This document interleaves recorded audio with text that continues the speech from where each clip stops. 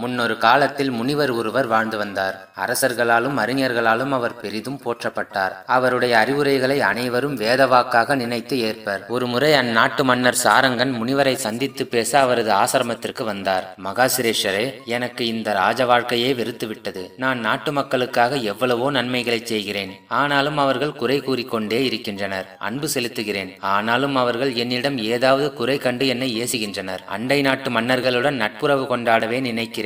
ஆனால் அவர்களோ அது தெரிந்தும் என்னை வளைத்து பிடிக்கும் திட்டத்திலேயே இருக்கின்றனர். நான் எந்த பக்கம் திரும்பினாலும் எனக்கு வேதனையும் சோதனையும் தான் மிஞ்சுகிறது. ஆகவே நான் இத்தொல்லை கொடுக்கும் வாழ்க்கையை விட்டுவிட்டு நிம்மதியான துறவு வாழ்க்கையை மேற்கொள்ளலாம் என்று நினைக்கிறேன் என்றார் மன்னர். இவற்றை கேட்ட முனிவர் பெருமூச்சு விட்டபடியே மன்னரை பார்த்தார். மன்னா, நான் உனக்கு ஒரு கதை சொல்கிறேன். அதை கேட்ட பிறகு நீ ஒரு முடிவிற்கு வா. முன்னொரு காலத்தில் ஒரு ஊரில் நீதி தவறாத நீதிபதி ஒருவன் இருந்தான். அவன் ஒரு நாள் இறந்து விட்டான். அதன் பிறகு அவன் விதிதேவனிடம் கொண்டு போய் நிறுத்தப்பட்டான். அவனை ஏற இறங்க பார்த்த விதிதேவன், இவன் நீதி நெறி தவறாத நீதிபதியாகவே பூவுலகில் வாழ்ந்திருக்கிறான். ஆனால் ஒரு சமயம் வழக்கு ஒன்றில் சில சாட்சிகளை நம்பி ஒரு நிரபராதிக்கு 1 வாரம் சிறை தண்டனை அளித்து விட்டான். ஆகையால் இவன் மீண்டும் மானிட ஜென்மம் எடுத்து 1 வாரம் சிறை தண்டனை அனுபவிக்க வேண்டும் என்று தீர்ப்பு கூறினான். அதை கேட்ட நீதிபதி, விதிதேவரே, எனக்கு மறுபடியும் மானிட பிறவியை கொடுக்காதீர்கள். ஏதாவது ஒரு பிராணியாக படையுங்கள் என்றார். எந்த உயிரினமாக பிறந்தாலும் சிறை தண்டனையிலிருந்து தப்பிக்கவே முடியாது என்றான் விதிதேவன். பிறவி எப்படி இருந்தாலும் சென்று சேரும் இடம் பெரிய இடமாக இருந்தால் தப்பித்து விடலாம். ஆகவே என்னை ஒரு ஜமீன்தாரின் வீட்டில் நாயாக பிறக்க வையுங்கள் என்று வேண்டினார் நீதிபதி.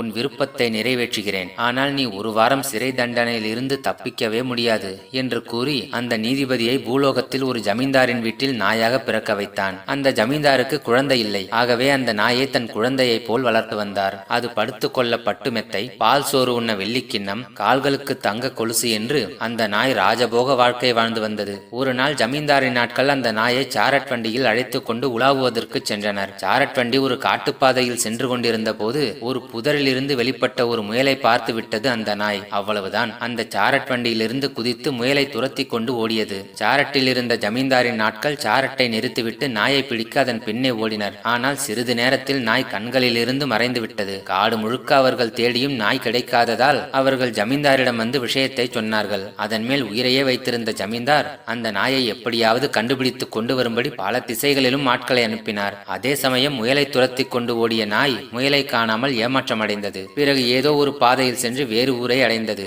அப்பொழுது ஒரு வேட்டைக்காரன் அந்த நாயை பிடித்து அந்த ஊர் பணக்காரனிடம் அதை விற்றுவிட்டான். அந்த நாயின் தோற்றத்தை பார்த்த அந்த பணக்காரன், இது யாரோ கோடீஸ்வரன் வீட்டு நாயாகத்தான் இருக்க வேண்டும், யாராவது தேடி வந்தால் கொடுத்து விடலாம் என்று நினைத்து அதை ஒரு அறையில் போட்டு பூட்டி வைத்தார். ஜமீன்தாரின் நாட்கள் அந்த நாயை பற்றி பல இடங்களிலும் விசாரித்து அந்த நாய் இருக்கும் இடத்தை தேடி கண்டுபிடிக்க 1 வாரம் ஆயிற்று. பிறகு அதை அழைத்து கொண்டு ஜமீன்தாரிடம் சென்றனர். கதை இதுதான் மன்னா. ஒரு நிரபராதிக்கு சிறை தண்டனை விதித்த குற்றத்திற்காக அந்த நீதிபதிக்கு விதிதேவன் 1 வாரம் சிறை தண்டனை அனுபவித்தே தீர்வாய் என்று சொன்னான். அந்த தண்டனையிலிருந்து தப்பிப்பதற்காக நீதிபதியும் நாய் பிறவி எடுத்தார். ஆனாலும் விதி அவனை விட்டதா? ஒரு பணக்காரனின் வீட்டு அறையில் 1 வாரம் சிறை வைக்கப்பட்டிருந்தான். இதை போல நீ உன் அரச வாழ்க்கையை துறந்து துறவியானாலும் உன்னுடைய தலைவிதி உன்னை விட்டு போகாது. வாழ்க்கையில் ஏற்படும் பிரச்சனைகளுக்கு மதிநுட்பத்தோடு தீர்வு காண வேண்டுமே தவிர அதை கண்டு பயந்து பின்வாங்க கூடாது. இந்த நீதி உனக்கு மட்டுமல்ல, மனிதனாக பிறந்த ஒவ்வொருவருமே கடைபிடிக்க கூடியது என்று சொல்லி முடித்தார் முனிவர். மனக்குழப்பத்தை நீக்கி தெளிவுபடுத்திய முனிவருக்கு மனமாற நன்றி சொல்லிவிட்டு நாட்டை கவனிக்க புறப்பட்டார் மன்னர்.